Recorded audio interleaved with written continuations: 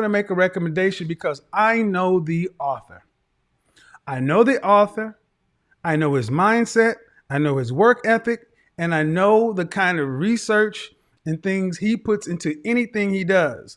So I'll tell you something about myself. I detest reading self-published books. That's not to say that all self-published books lack caliber, but far too often some of the books I've encountered in the Manosphere do a disservice to the publishing industry and the rigor of academic scholarship. I made a community post about Mumia Obsidian Ali's new book, The Book of Obsidian, a manual for the 21st century Black American gentleman. He's been all over YouTube promoting it. Even Kevin Samuels endorsed it to his viewers, which led one buyer to leave a negative review on Amazon. And Obsidian has recently been commenting on my channel non-stop, so I'll give him the attention he desires. For this review, I'm going to be fair since he sent me a free copy. As I stated before, I think he has understandable intentions but poor execution. It's an example of why YouTube rhetoric rarely translates neatly into other mediums. But first, I'm going to explain a bit about Obsidian's background because you cannot understand his worldview without understanding what events and individuals shaped it. Now, to be fair, unlike many Black conservatives I've encountered in the Manosphere, who identify with the political right because it was trendy or a way to rebel against Black culture, Obsidian is a lifelong conservative. By his own account, Republicanism has always been a part of his family, and once he graduated from high school and entered the workforce, he would listen to Rush Limbaugh on the way to work. First, to the Republican part, that was already in my family. My grandfather was a stomp down Ike man. That is to say, Dwight D. Eisenhower. When I would ride in to work with my granddad, we would be listening to Paul Harvey and Rush Limbaugh. So that's how I got turned on to what you could say conservative ideas, or the right, if you will. If you read Obsidian's work or listened to his radio show when he was on Mixlr, he quoted and played sound bites of prominent conservative intellectuals such as Shelby Steele, Glenn Lowry, Denise D'Souza, Kate Humowitz, and Heather McDonald. I cannot cover all these intellectuals in detail, but I want to elaborate on a bit about the Manhattan Institute, since that's where the two latter intellectuals work at.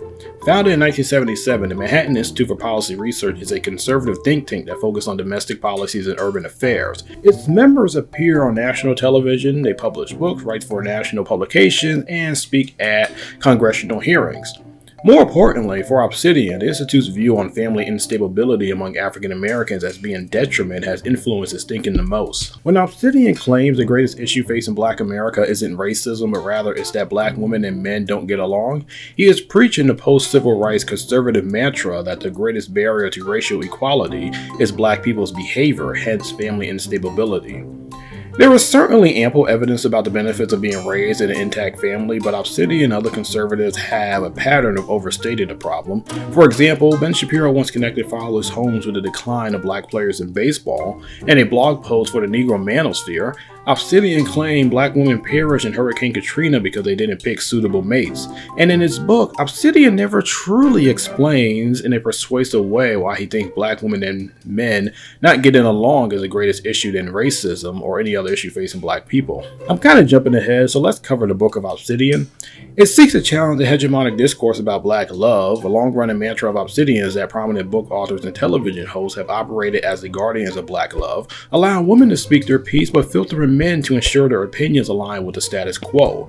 Obsidian seeks to challenge that narrative by giving an unfiltered, politically incorrect assessment about the state of Black love. This is actually quite ambitious since the Black love industry, as Obsidian defines it, consists of a small but influential number of individuals. In the first chapter, he covers the work of several authors and media personalities, and in the second chapter, he covered pro-Blacks. The rest of the chapters are admittedly former blog posts, many of which I have read upon publication. One thing I like about the book is that it's a tangible object of Obsidian's ideology that is largely spread out in long videos on his channels and on other live streams. Few YouTubers have most of their beliefs consolidated into a digestible object. But there are a lot of flaws with the book. For one, it has little to no appeal to readers unfamiliar with Obsidian and the Black Manosphere. The introduction set up an interesting purpose, but it relies too much on opinions and conflate empirical knowledge with facts, and not just from the author. Some of the sources he listed in the bibliography page, like The Rational Male, are largely opinion-based books. Obsidian has touted the fact that his book is over 400 pages, but the book's gargantuan size is dwarfed by the introduction, where he admits that 40 of the chapters are reprints of blog posts and writing from his newsletter. Ironically, Obsidian criticized Black Love authors for having poorly published works that lack scholarly and journalistic sources but commit the same offense. The bibliography page only consists of 18 sources, which contradicts his claim that he would cite peer-reviewed research, and most of the works he cited aren't peer-reviewed texts. As someone who is critical of the Black love industry, it appears that he didn't take the time to read some of the various books because he doesn't mention their arguments. As someone unacquainted with the so-called Black love industry, it would have been helpful for Obsidian to explain this in more detail. The individuals he cites don't fit well into the definition. Oprah and Steve Harvey have diverse followings, and unlike Derek Jackson, they reach a vast audience. And Obsidian seems to have a bigger gripe with Jackson since he dedicated several paragraphs to him versus just one for the 5 other individuals he mentioned. As a trained historian, I have a lot of issues with Obsidian's documentation of history. Most sections about history are simplistic, historiographically dated, often narrow to one paragraph, and lack any evidence to back up claims. He linked the roots of the decline of Black love to the social upheavals of the 1960s as well as Loving vs. Virginia, but his historical analysis is severely lacking. There was no spike in interracial marriages after the U.S. Supreme Court decision. According to Pew Research Center, during the ruling, interracial marriages constituted only 3% of newlyweds, and by 1980 it was 7%. In 2015, it was 17%. In 1980, only 5% of Black newlyweds were intermarried. In 2015, it was 18%. For pro-Blacks, he used the term anachronistically by attaching modern-day hoteps to the United Negro Improvement Association, the Black Panther Party, and other groups. Those comparisons aren't even accurate, especially when you look at groups like the Black Panther Party that had various characteristics based off its geographic location. There are other minor historical inaccurate claims. In another instance, he depicted Black Power as the civil rights movement evil cousin, when historians for the past 20 years have argued that the Black Power movement was a continuation of the civil rights movement. And unfortunately for Obsidian, there were some claims that won't date well. He claimed that Trump enjoyed over 40% of Black male support and should translate into a landslide victory in 2020. We all know what happened. Earnestly, I totally understand what Obsidian was trying to accomplish, but this book just won't appeal to many readers outside of his niche audience.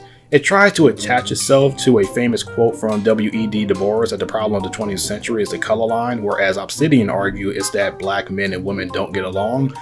By the end of the book, no serious academically minded person would take this work seriously, and it will never reach the caliber of W.E.B. Du Bois, The Soul of Black Folks.